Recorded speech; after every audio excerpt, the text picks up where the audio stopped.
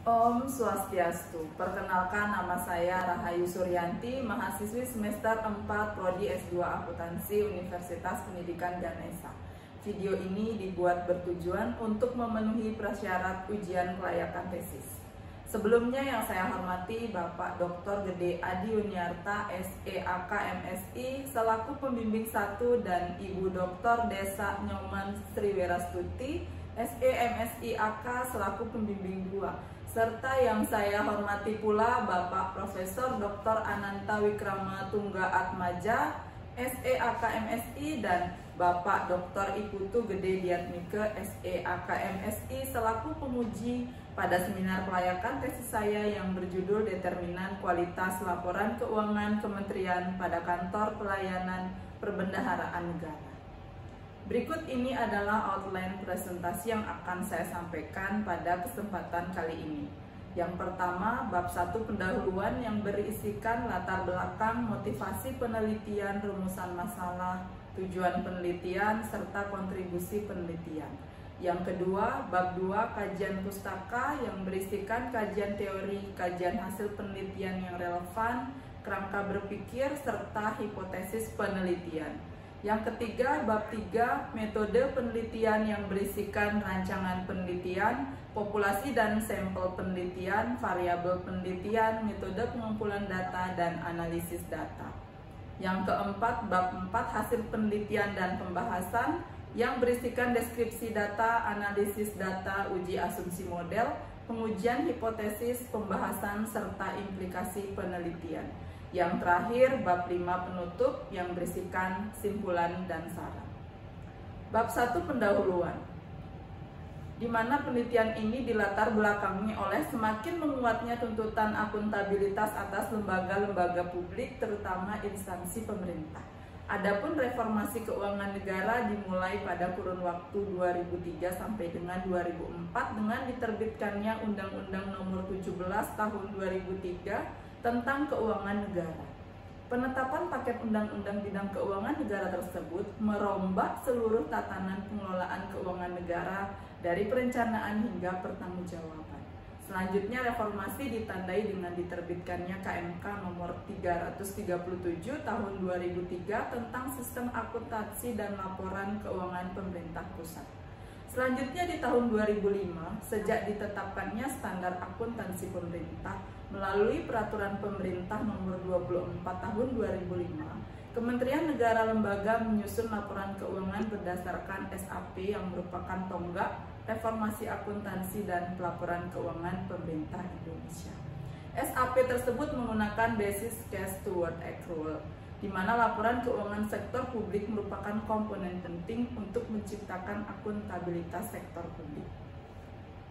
Dalam rangka mewujudkan penyajian laporan keuangan yang andal, akuntabel, dan transparan, di tahun 2010 pemerintah dalam hal ini Kementerian Negara Lembaga melaksanakan sistem akuntansi dan pelaporan keuangan sesuai peraturan pemerintah nomor 71 tahun 2010 tentang sistem akuntansi pemerintah. Laporan keuangan Kementerian Negara Lembaga atau LKKL merupakan bentuk pelaksanaan siklus anggaran atau budget cycle.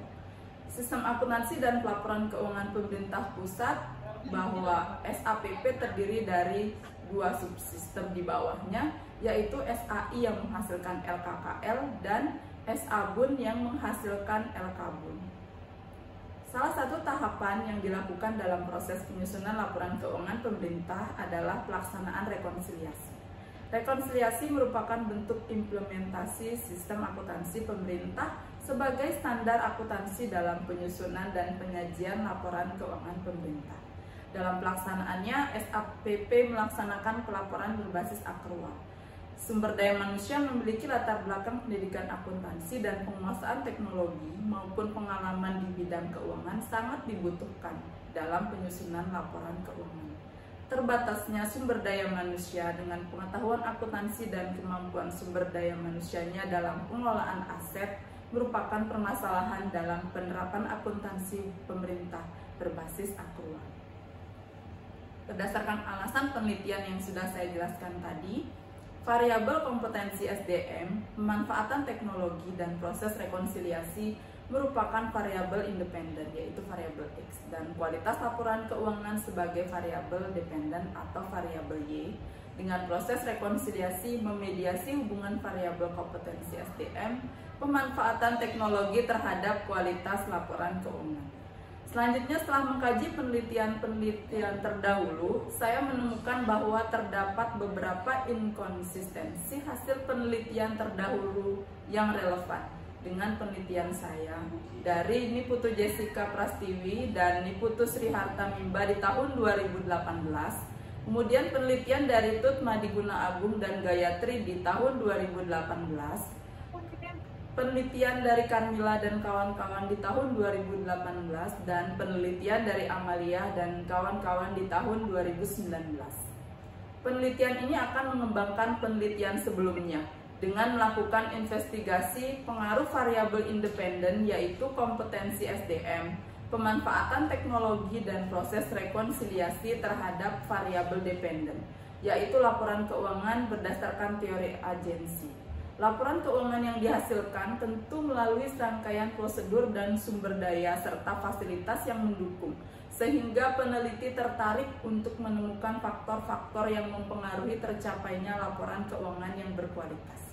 Dalam elaborasi antar variabel-variabel yang menjadi instrumen, penelitian ini memiliki kebaruan yang akan dieksplorasi lebih lanjut, yaitu proses rekonsiliasi yang terdiri dari rekonsiliasi internal dan rekonsiliasi eksternal. Proses penyusunan laporan keuangan sangat bergantung dari hasil proses rekonsiliasi tersebut.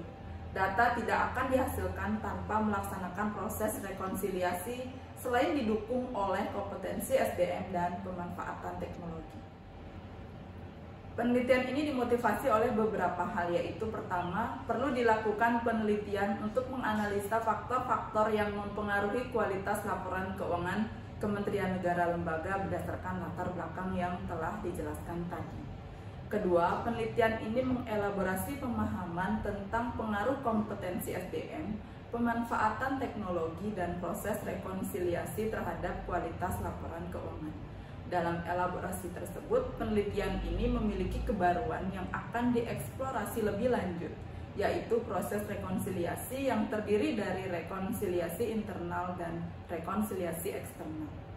Ketiga, terdapat perbedaan hasil dari penelitian-penelitian sebelumnya tentang pengaruh faktor-faktor yang mempengaruhi kualitas laporan keuangan, di mana hasil pengaruh yang berbeda dari variabel yang sama. Adapun rumusan masalah dan tujuan dalam penelitian ini adalah memperoleh hasil uji dan analisis signifikansi dari yang pertama, pengaruh kompetensi SDM terhadap pemanfaatan teknologi informasi. Yang kedua, pengaruh kompetensi SDM terhadap proses rekonsiliasi. Yang ketiga, pengaruh kompetensi SDM terhadap kualitas laporan keuangan. Yang keempat, pengaruh pemanfaatan teknologi informasi terhadap proses rekonsiliasi. Yang kelima, pengaruh pemanfaatan teknologi informasi terhadap kualitas laporan keuangan. Dan yang terakhir, pengaruh proses rekonsiliasi terhadap kualitas laporan keuangan. Adapun kontribusi penelitian ini bagi aspek teoritis adalah nantinya hasil penelitian ini diharapkan dapat menambah literatur dan data tambahan bagi peneliti-peneliti berikutnya di bidang akuntansi sektor publik. Yang kedua, kemudian hasil penelitian ini pada prakteknya diharapkan dapat menjadi masukan dan bahan pertimbangan bagi Kementerian Negara Lembaga untuk selalu mengawal proses rekonsiliasi agar dapat meningkatkan kualitas laporan keuangan dan mengoptimalkannya melalui peningkatan kompetensi SDM dan pemanfaatan teknologi dalam pelaksanaannya. Yang terakhir, dalam perumusan kebijakan, hasil penelitian ini diharapkan dapat digunakan sebagai bahan masukan dan pertimbangan bagi Kementerian Negara Lembaga untuk yang pertama, menyusun peraturan yang rinci dan detail terkait proses rekonsiliasi internal dalam penyusunan laporan keuangan sebelum proses rekonsiliasi eksternal agar dapat meningkatkan kualitas laporan keuangan sesuai rekomendasi dari BPK. Kedua, untuk bahan pertimbangan Biro Kepegawaian dalam upaya meningkatkan kompetensi SDM, penyusun laporan keuangan baik melalui penempatan pegawai sesuai dengan latar belakang pendidikan akuntansi maupun pelatihan dan pendidikan. Ketiga, sebagai dasar dalam pengajuan belanja modal peralatan dan mesin untuk menunjang pelaksanaan proses pelaporan keuangan. Bab kedua, tinjauan pustaka. Bab ini menguraikan tinjauan teoritis dan tinjauan empiris dari beberapa penelitian terdahulu yang terkait dengan kompetensi SDM, pemanfaatan teknologi, proses rekonsiliasi, dan kualitas laporan keuangan. Pembahasan akan dimulai dari teori agensi sebagai grand theory. Pada penelitian ini dan selanjutnya membahas teori stewardship, teori kegunaan keputusan, task teknologi fit theory, kompetensi sumber daya manusia, pemanfaatan teknologi informasi, proses rekonsiliasi dan laporan keuangan pemerintah yang berisi tujuan laporan keuangan, pengguna laporan keuangan, dan unsur laporan keuangan. Pengembangan hipotesis dalam penelitian ini: yang pertama, kompetensi SDM berpengaruh positif terhadap pemanfaatan teknologi informasi. Hipotesis kedua, kompetensi SDM berpengaruh positif terhadap proses rekonsiliasi. Hipotesis yang ketiga, di mana kompetensi SDM berpengaruh positif terhadap kualitas laporan keuangan. Hipotesis keempat, pemanfaatan teknologi informasi berpengaruh positif terhadap proses rekonsiliasi. Hipotesis kelima, pemanfaatan teknologi informasi berpengaruh positif terhadap kualitas laporan keuangan. Hipotesis keenam, yaitu proses rekonsiliasi berpengaruh positif terhadap kualitas laporan keuangan. Berikut adalah kerangka konsep dalam penelitian ini. Dan selanjutnya ini adalah model penelitian dalam penelitian ini. Selanjutnya bab 3, metode penelitian. Pendekatan yang digunakan dalam penelitian ini adalah pendekatan kuantitatif. Pendekatan ini digunakan untuk meneliti populasi atau sampel tertentu yang dianalisis dengan menggunakan statistik. Jenis penelitian yang digunakan dalam penelitian ini adalah penelitian asosiatif yang bertujuan untuk mengetahui pengaruh atau hubungan antara dua atau lebih variabel. Hubungan yang digunakan adalah hubungan kausal yang dimaksudkan untuk mengetahui pengaruh kompetensi SDM terhadap pemanfaatan teknologi informasi, pengaruh kompetensi SDM terhadap proses rekonsiliasi, dan pengaruh kompetensi SDM terhadap kualitas laporan keuangan. Selanjutnya, mengetahui pengaruh pemanfaatan teknologi informasi terhadap proses rekonsiliasi dan pengaruh pemanfaatan teknologi informasi terhadap kualitas laporan keuangan. Selain itu, penelitian ini bertujuan pula untuk mengetahui proses rekonsiliasi terhadap kualitas laporan keuangan. Alat analisis dalam penelitian ini adalah Structural Equation Modeling atau yang biasa disingkat dengan SEM, dengan menggunakan program komputer Analysis of Moment Structure atau yang biasa disingkat dengan AMOS. Alasan menggunakan AMOS dalam penelitian ini adalah dapat mengetahui tingkat kekuatan hubungan antara variabel, baik antara variabel independen maupun dengan variabel dependen. Seberapa signifikan hubungan antara variabel serta seberapa fit model hipotesis. Lokasi dalam penelitian ini adalah KPPN seprovinsi Bali, yaitu KPPN Denpasar, KPPN Singaraja, dan KPPN Ablapura. Serta waktu penelitian adalah pada bulan Oktober sampai dengan November tahun 2021. Populasi dan sampel penelitian dalam penelitian ini adalah untuk populasinya dari operator SAIBA, operator SIMAK BMN, bendahara penerima atau bendahara pengeluaran, dan pejabat pembuat komitmen.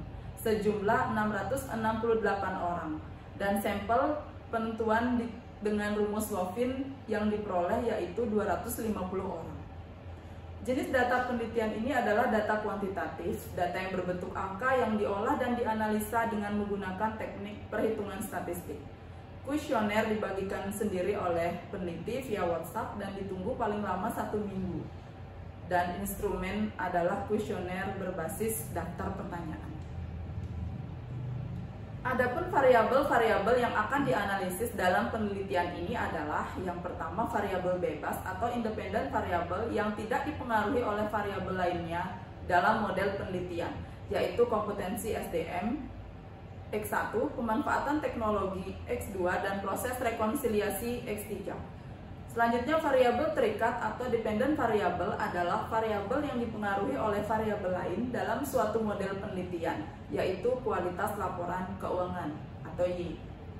Teknik ukuran variabel yang digunakan adalah skala Likert.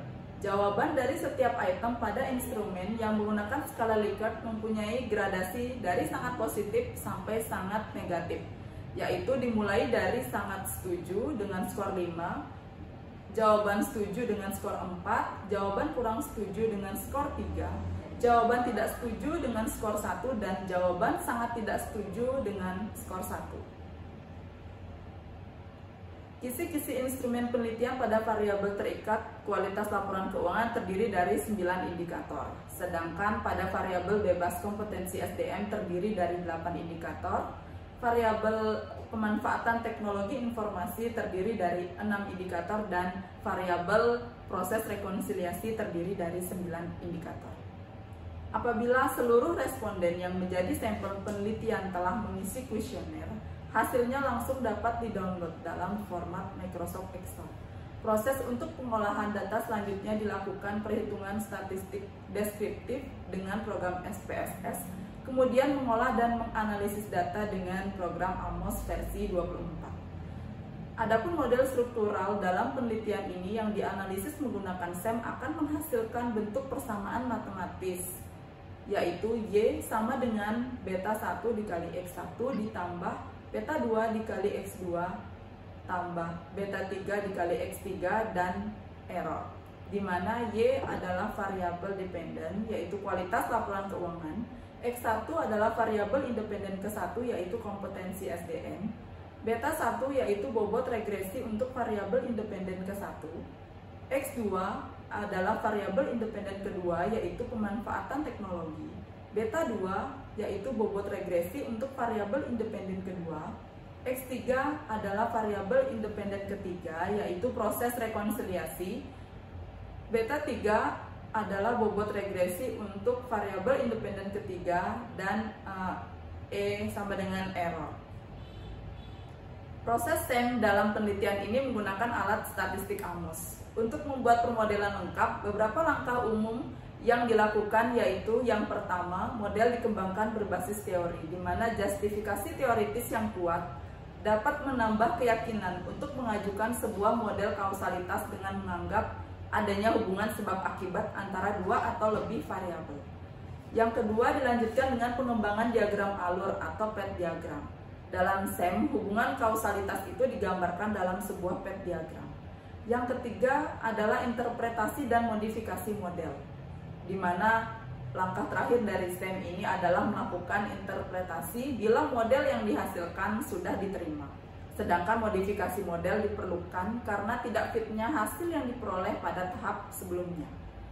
Alat analisis SEM sehubungan dengan dua jenis model yang terdapat dalam SEM adalah yaitu CFA. Alat analisis ini digunakan untuk menguji sebuah pengukuran model yang bertujuan untuk mengetahui apakah indikator-indikator yang tersedia benar-benar dapat menjelaskan sebuah variabel laten. Yang kedua, MRA. Berbeda dengan CFA, alat analisis ini digunakan untuk menguji sebuah struktur model, di mana tujuan dari analisis ini adalah untuk mengetahui apakah terdapat hubungan yang signifikan di antara variabel-variabel eksogen dengan variabel endogen.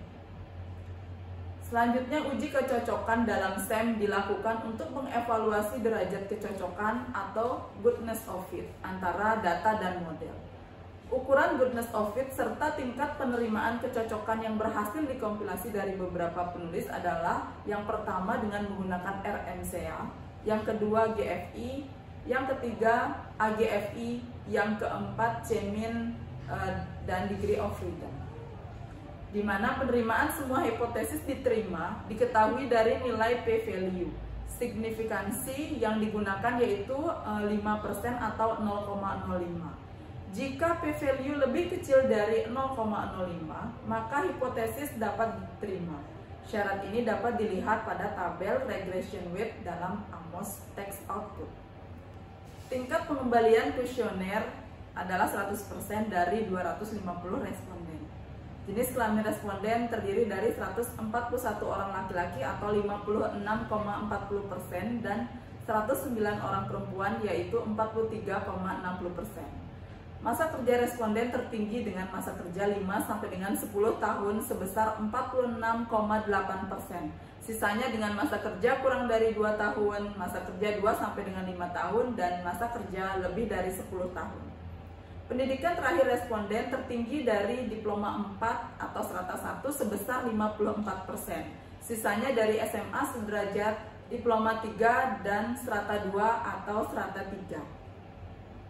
Jurusan pendidikan responden adalah 157 orang dengan latar belakang pendidikan administrasi keuangan atau 62,80% dan 93 orang dengan latar belakang pendidikan non-administrasi keuangan yaitu sebesar 37,20%.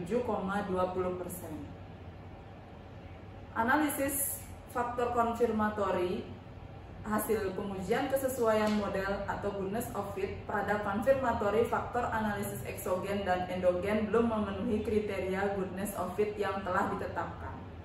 Sedangkan analisis struktur equation modeling atau SEM, di mana analisis hasil pengolahan data pada tahap full model SEM dilakukan dengan melakukan ujian kelayakan model serta uji signifikansi kausalitas.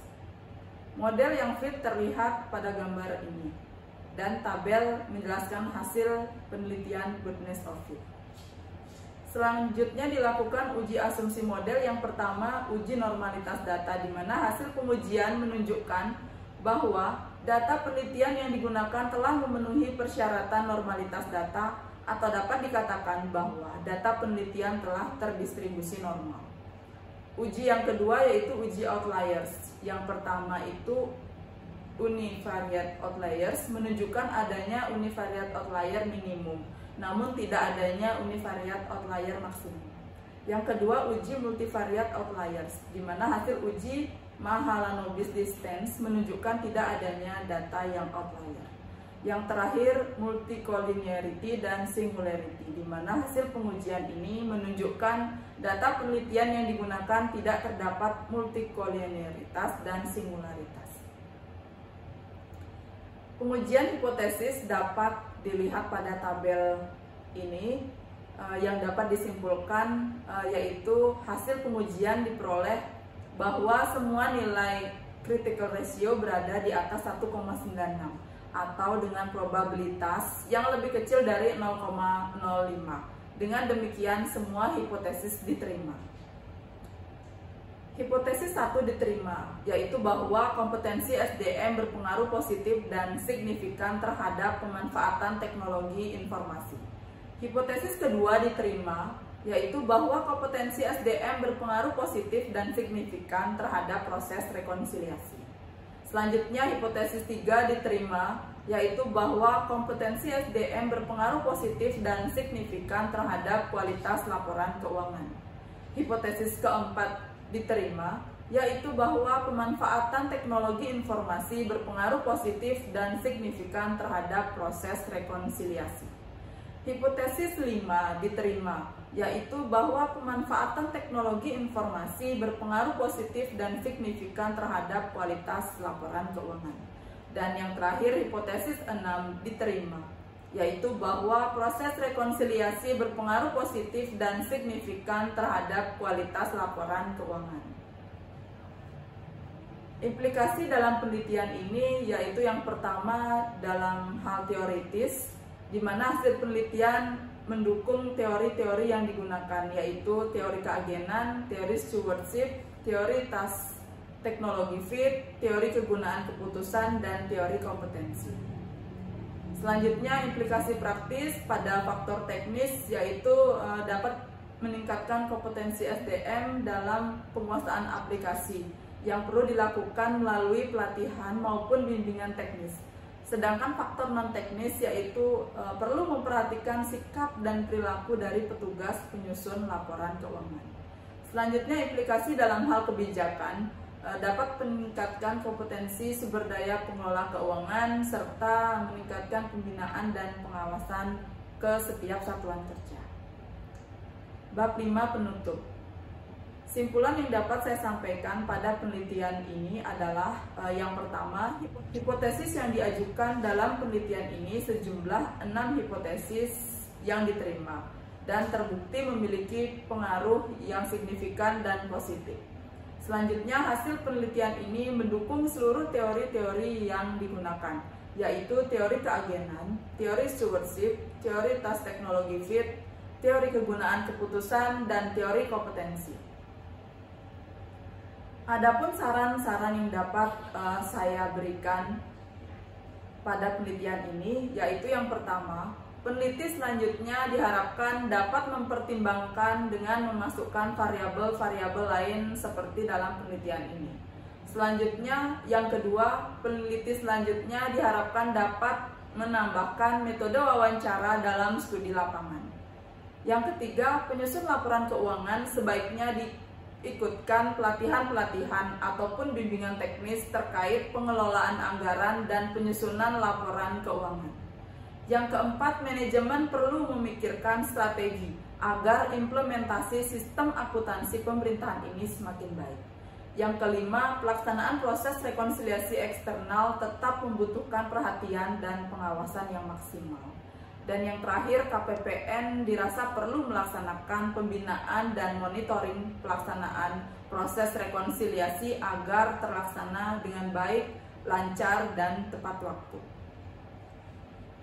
Baik, demikian pemaparan dari hasil tesis saya. Semoga dapat memberikan kesan dan dapat memenuhi kebutuhan informasi. Om Santi Santi Santi Om.